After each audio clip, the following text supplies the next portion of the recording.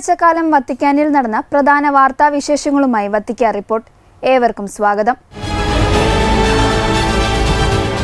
സംഗീതം ദൈവത്തിലേക്ക് നയിക്കുന്ന ഉറവ് പോലെയെന്ന് ലിയോ 14 പാപ്പ.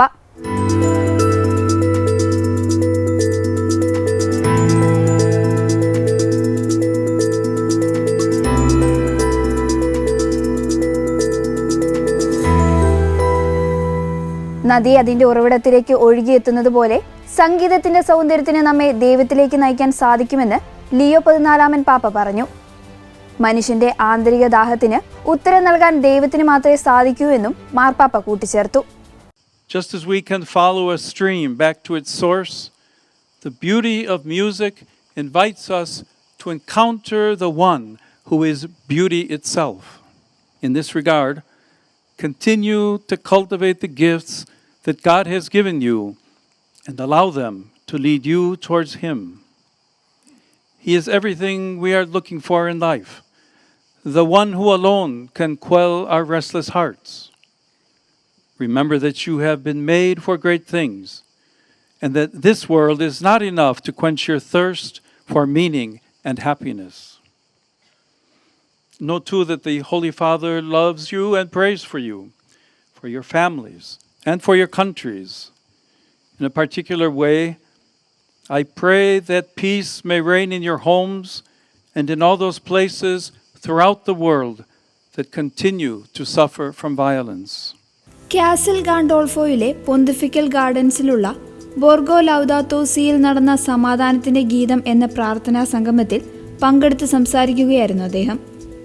പ്രശസ്ത ഗായകൻ ആന്ദ്രേ ബൊച്ചെല്ലിയും കുട്ടികളുടെ ഗായക സംഘവും വിശുദ്ധ ഫ്രാൻസിസ് അസീസിയുടെ 800ാം ചരമവാർഷിക ആഘോഷങ്ങളുടെ ഭാഗമായി ലൗദാത്തോ സി ഹയർ എഡ്യൂക്കേഷൻ സെന്ററും ആന്ദ്രേ ബൊച്ചെല്ലി ഫൗണ്ടേഷനും സംയുക്തമായാണ് പരിപാടി സംഘടിപ്പിച്ചത്.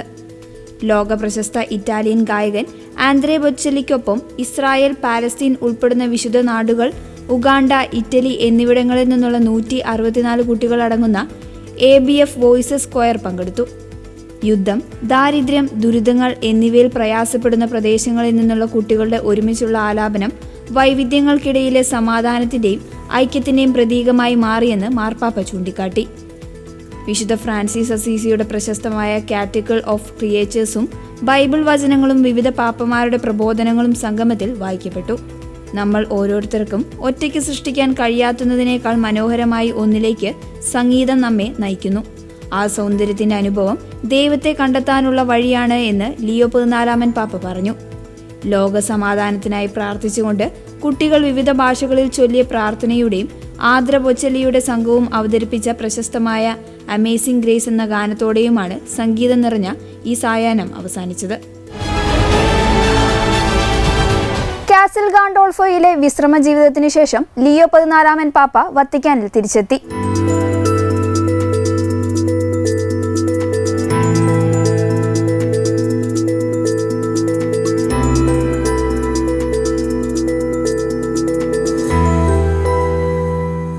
മൂന്നാഴ്ചയിലേറെ നീണ്ട വേനൽക്കാല വിശ്രമത്തിനു ശേഷം ലിയോ 14 പാപ്പ കാസിൽ ഗാൻഡോൾഫോയിലെ അപ്പസ്തോലിക കൊട്ടാരത്തിൽ നിന്ന് വത്തിക്കാനിലേക്ക് മടങ്ങി. ജൂലൈ 27 തിങ്കളാഴ്ചയോടെയാണ് അദ്ദേഹം വത്തിക്കാനിലേക്ക് മടങ്ങിയത്. കൊട്ടാരത്തിന് പുറത്ത് തടിച്ചുകൂടിയ വിശ്വാസികളെ അഭിവാദ്യം ചെയ്ത മാർപ്പാപ്പ തങ്ങളെ കാണാനെത്തിയ കുരുന്നുകളെ ആശീർവദിച്ച ശേഷമാണ് യാത്രയായത്. ജൂലൈ 5 മാർപ്പാപ്പ കാസിൽ ഗാൻഡോൾഫോയിലെത്തിയത്.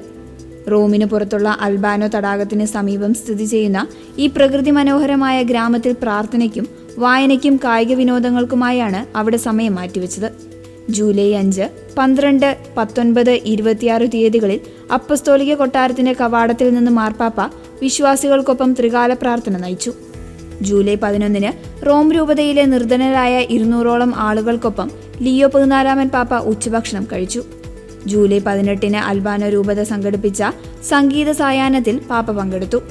അവസാന ആഴ്ചയിൽ മോണ്ടോ കാസിനോ ആബയിൽ, വെല്ലേപത്രയിലെ വിശുദ്ധ ത്രിത്വത്തിന്റെ തീർത്ഥാടന കേന്ദ്രം, സുബാവ്കോയിലെ സന്യാസാശ്രമങ്ങൾ എന്നിവിടങ്ങളിൽ അവിടുന്ന് സ്വകാര്യ സന്ദർശനം നടത്തി.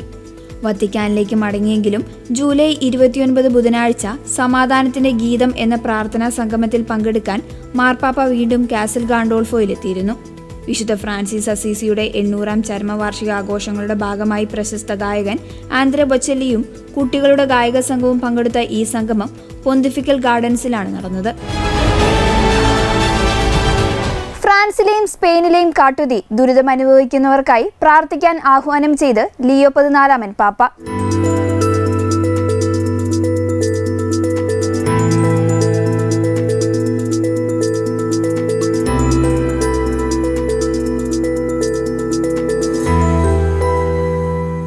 ഫ്രാൻസിലും സ്പെയിനിലും വ്യാപിക്കുന്ന കടുത്ത കാട്ടുതീയിൽ ദുരിതമനുഭവിക്കുന്ന ജനങ്ങളോട് ലിയോ 14 പാപ്പ തന്റെ ആഴമായ സ്നേഹവും ഐക്യദാർഢ്യവും അറിയിച്ചു.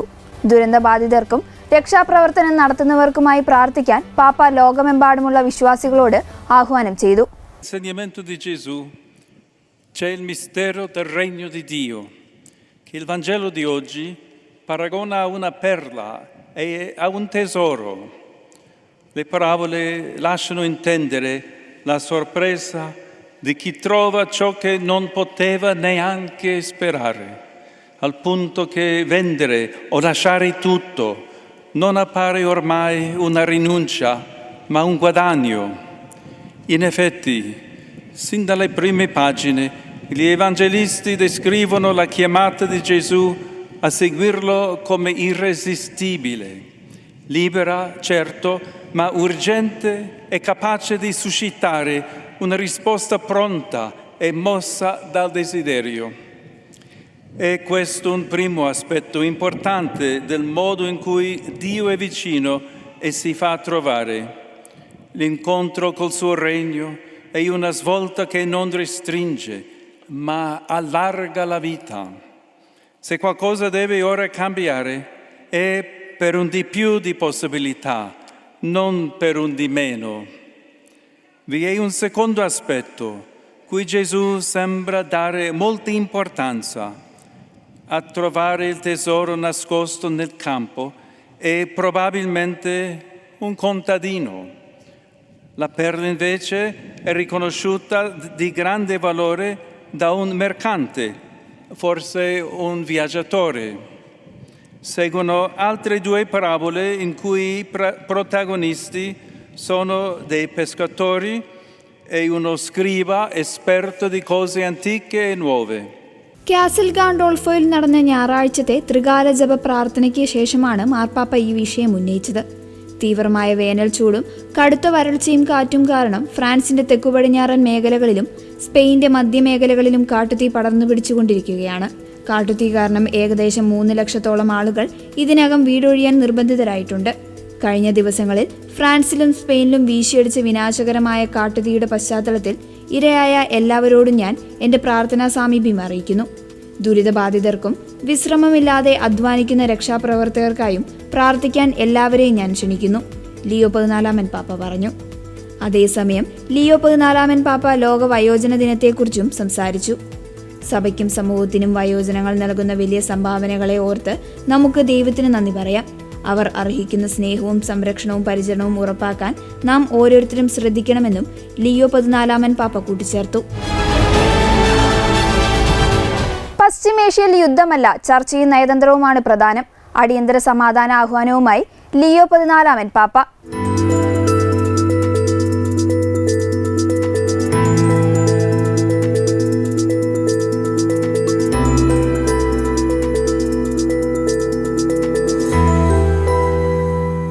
വിശുദ്ധ നാട്ടിലും പശ്ചിമേഷ്യൻ രാജ്യങ്ങളിലും വർദ്ധിച്ചു വരുന്ന ആക്രമണങ്ങളിൽ കടുത്ത ആശങ്ക രേഖപ്പെടുത്തി ലിയോ 14 പാപ്പ. നിരപരാധികളായ സാധാരണക്കാർ കൊല്ലപ്പെടുന്നത് തുടരുന്ന പശ്ചാത്തലത്തിൽ സൈനിക നടപടികൾ ഉടനടി അവസാനിപ്പിച്ച് സമാധാന ചർച്ചകളിലേക്ക് മടങ്ങാൻ പാപ്പ ലോകരാജ്യങ്ങളോട് ആഹ്വാനം ചെയ്തു.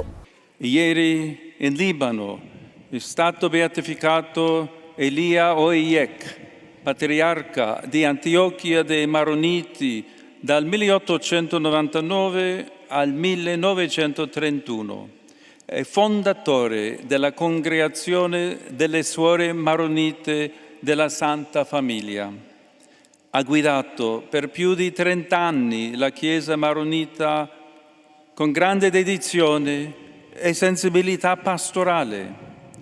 Uomo di dialogo e di speranza, è stato un luminoso punto di riferimento ecclesiale, sociale e politico, tanto da essere chiamato Padre del Grande Libano.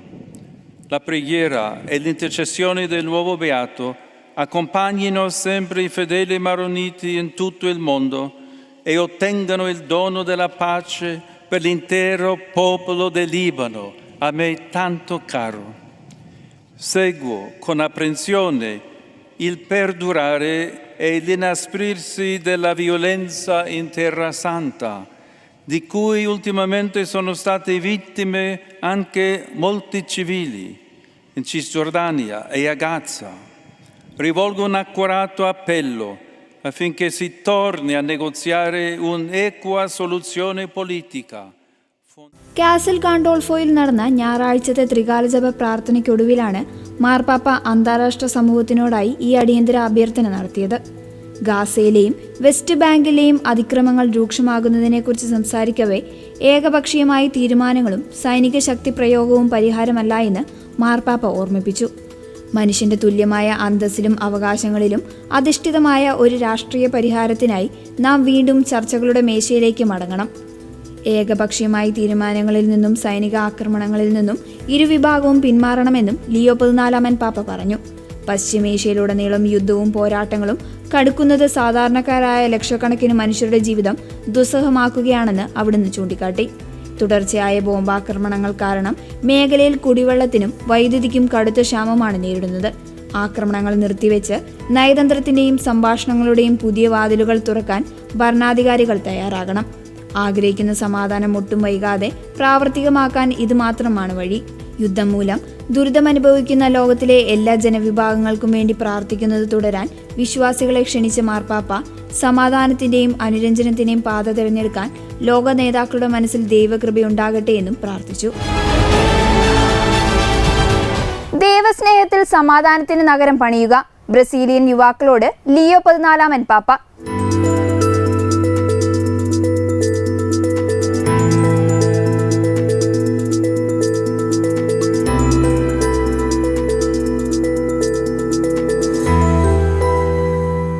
പരിശുദ്ധാത്മാവിന്റെ സ്നേഹത്താൽ സുവിശേഷ പ്രഘോഷണത്തിന്റെ ശക്തിയായി മാറി മെച്ചപ്പെട്ടൊരു ലോകം വാർത്തെടുക്കാൻ യുവാക്കളോട് ലിയോ 14 പാപ്പ ആഹ്വാനം ചെയ്തു.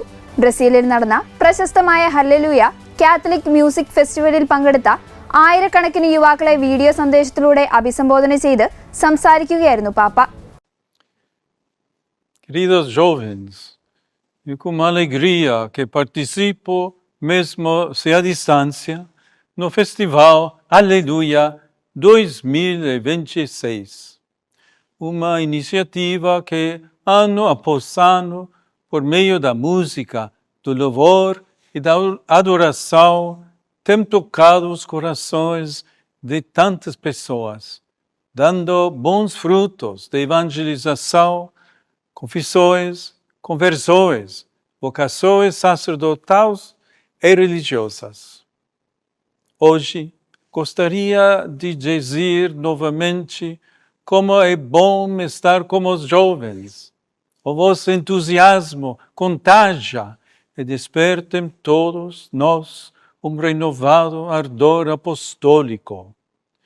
Nas minhas últimas viagens e no jubileu dos jovens, constatei que cada de vós possui vigor missionário indispensável para transformar este mundo que tanto precisa do Evangelho.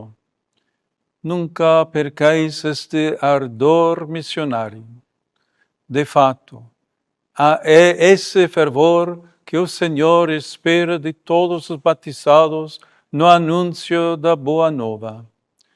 Nos nossos dias, há ainda muita gente que precisa saber que há Jesus que responde aos seus anseios mais profundos, revelando ao ser humano a verdade sobre si mesmo.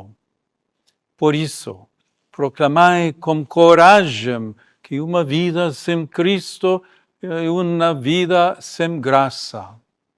Ele é o caminho, a verdade e a vida. É Ele que dá sentido à existência e a todas as coisas. Esta é a fé que nos move e que vale a pena ser compartilhada com quem amamos e com quem mais necessita dela. Shalom Catholic community സംഘടിപ്പിച്ച ഈ സംഗീത പരിപാടി July 22 മുതൽ 26 വരെ ബ്രസീലിലെ ഫോർട്ടോലേസിലാണ് നടന്നത്. യുവാക്കളുടെ ഉത്സാഹം എല്ലാവരിലും പുതിയൊരു സുവിശേഷ പ്രചരണ ചൈതന്യം ഉണർത്തിയിട്ടുണ്ടെന്ന് മാർപ്പാപ്പ ചൂണ്ടിക്കാട്ടി. നമ്മൾ ആഗ്രഹിക്കുന്ന സമാധാനത്തിന്റെ നഗരം അഥവാ വിശുദ്ധ അഗസ്റ്റിൻ പറഞ്ഞതുപോലെ മനുഷ്യരുടെ നഗരത്തിന് നടുവിൽ ദൈവത്തിന്റെ നഗരം പണിയുവാൻ നിങ്ങളുടെ യൗവനത്തെ സുവിശേഷ പ്രഘോഷണത്തിന് വലിയൊരു ശക്തിയാക്കി മാറ്റുക. ക്രിസ്തുവില്ലാത്ത ജീവിതം കൃപയില്ലാത്ത ജീവിതമാണെന്ന് ഭയമില്ലാതെ ലോകത്തോട് വിളിച്ചു പറയുക എന്ന് ലിയോ 14 പാപ്പ പറഞ്ഞു. മനുഷ്യന്റെ ആന്തരിക ദാഹങ്ങൾക്ക് പൂർണ്ണമായി ഉത്തരം നൽകാൻ യേശുവിന് മാത്രമേ സാധിക്കൂ എന്നും ജീവിതത്തിന് യഥാർത്ഥ അർത്ഥം നൽകുന്നത് ക്രിസ്തുവാണെന്നും പാപ്പ ഓർമ്മിപ്പിച്ചു. സമാധാനത്തിന്റെയും സാഹോദര്യത്തിന്റെയും ലോകമെന്ന സ്വപ്നം കൈവിടരുതെന്ന് പോർച്ചുഗീസ് യുവാക്കളോട് ലിയോ 14 പാപ്പ.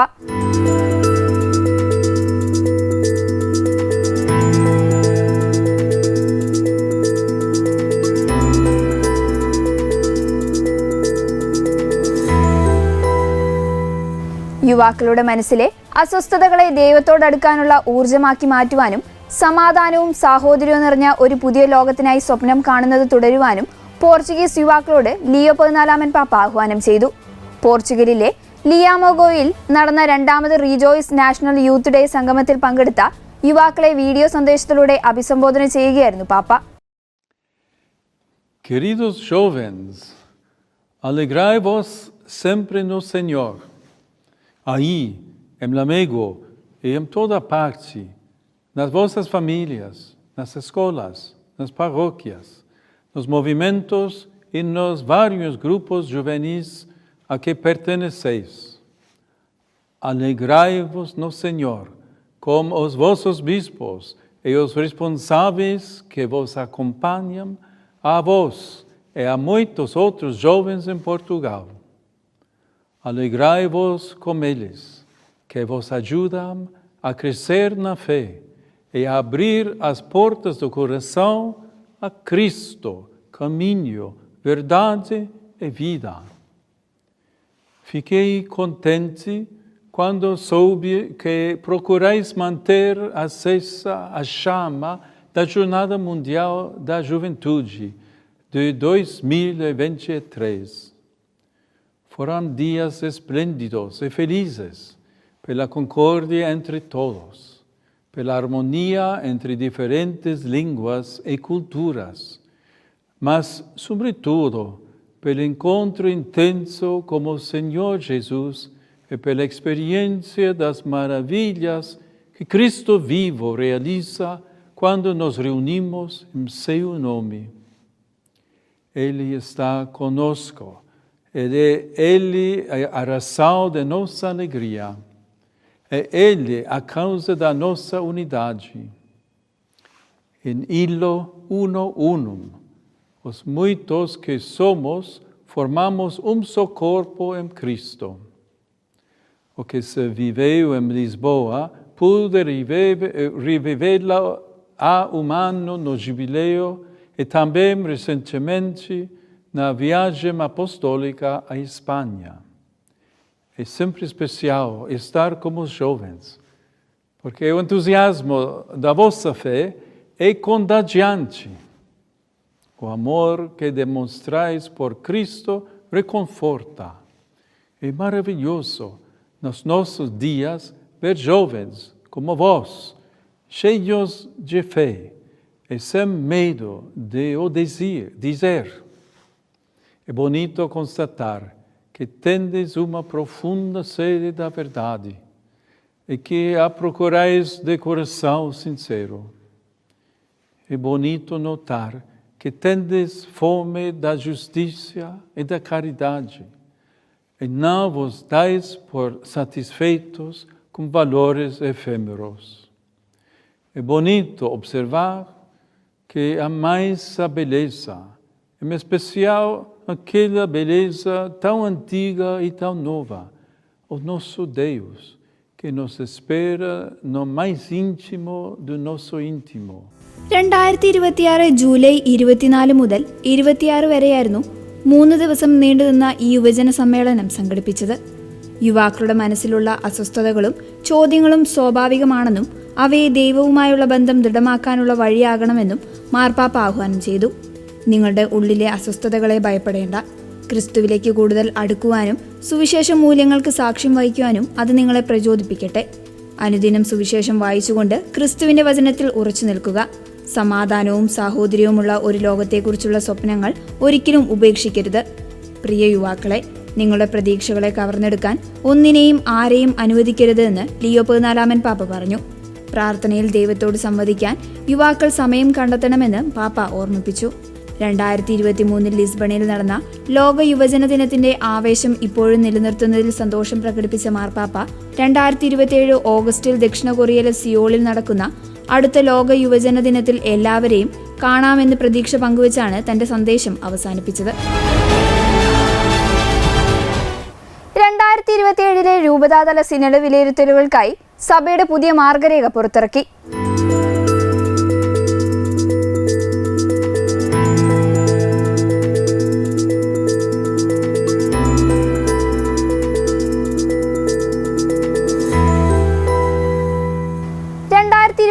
നടക്കാനിരിക്കുന്ന പ്രാദേശിക സഭാ സമ്മേളനങ്ങളുടെ തയ്യാറെടുപ്പുകൾക്കായി പുതിയ മാർഗരേഖ വത്തിക്കാനിലെ സിനഡ് ജനറൽ സെക്രട്ടേറിയറ്റ് പുറത്തിറക്കി.